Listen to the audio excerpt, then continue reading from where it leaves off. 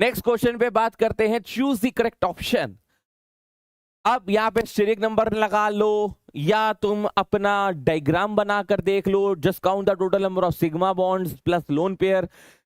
Hybridisation बतानी है, तो जब PCl5 के लिए अगर निकालते हो तो हाफ फॉस्फोरस के आउटर मोस्ट पे 5 इलेक्ट्रॉन होते हैं और क्लोराइड मतलब Cl एक मोनोवैलेंट है तो +5।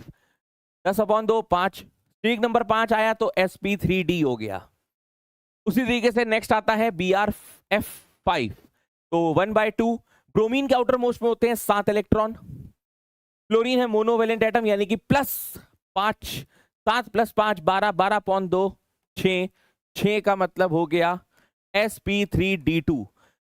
तो एक sp3d है, एक sp3d2 है, लेकिन ये कह रहा है दोनों sp3d है, यानी कि ये स्टेटमेंट क्या हो गया, ये स्टेटमेंट क्या हो गया, फॉल्स। नेक्स्ट आते हैं SF6 को लेकर।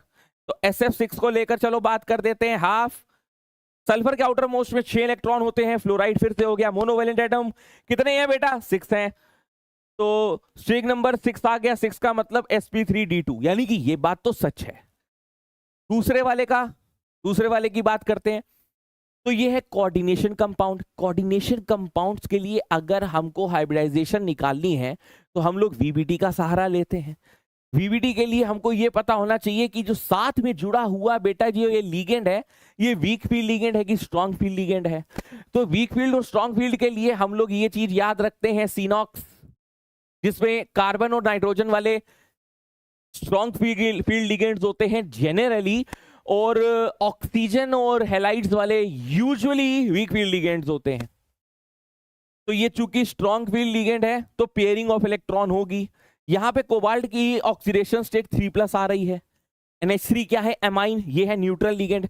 तो X + 0 = +3। अब कोबाल्ट का वैसे क्या होता है, 27 मतलब 3d7 4s2। अब अगर हम कोबाल्ट 3+ लेकर जाएंगे तो 3d6 आएगा। 3d6 का मतलब क्या होता है, अगर हम स्ट्रॉन्ग फील्ड लिगेंड के प्रेजेंस में अगर इसको ले जाएं तो बेटा ये पेयरिंग दिखाना शुरू कर देगा।